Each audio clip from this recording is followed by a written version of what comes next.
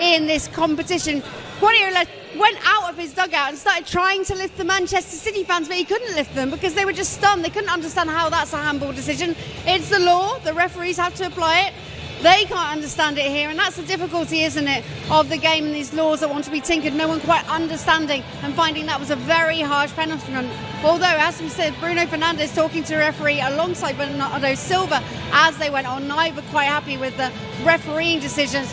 Pep Guardiola, 5 minutes before the end, sat down with his team to work out how Manchester City are going to get around Manchester United's press. The long ball obviously worked for Gundogan, but what do they do next? To tell you who was acutely and intently listening, Foden and Mahrez are sat parallel, and they saw me looking and they just looked up and said, yeah, we really want to get on. So can they come out firing? Will they be the options to get around the press?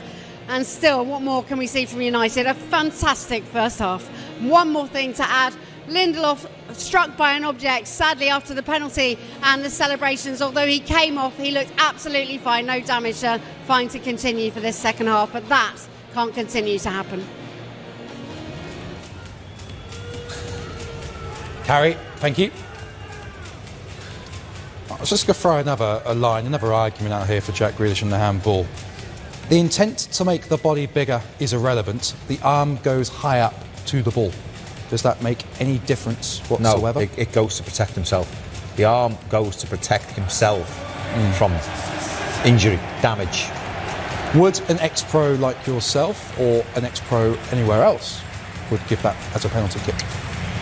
I'd be very surprised if a ex-pro gives that as a penalty, because I think we all realise, and we've all played the game, that, you know, when the ball, especially playing full-back or a winger where you've got to track back, sometimes you're in that position, you jump blind, don't you? And as you turn round, the attacker's there. You put your arm up to protect yourself. He's not got a clue what's happening there. He's not got a clue. He doesn't know what's going on, but all of a sudden the ball's hit his hand. Doesn't know what he's doing. He's more surprised that he's got him behind him. And all of a sudden we've got a game on our hands. 1-1 at the break then. To Wembley we return. Stuart Robson, Martin Tyler. Manchester United to kick off. At 1-1.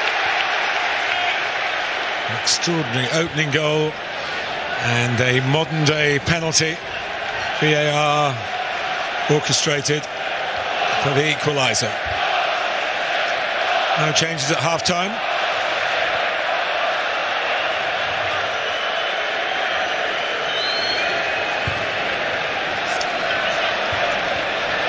There's a good pick out by David De Gea. City were a bit short of numbers, actually. Manchester United had 4 players forward if that had been controlled. Casemiro. Here's Sancho.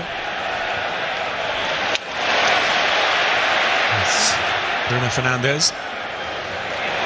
Nice turn by Jadon Sancho. City youth team player, remember, had to come up with one of the great Wembley solo goals.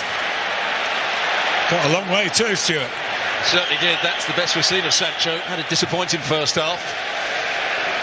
And he's playing further infield. He's playing alongside Rashford at the moment.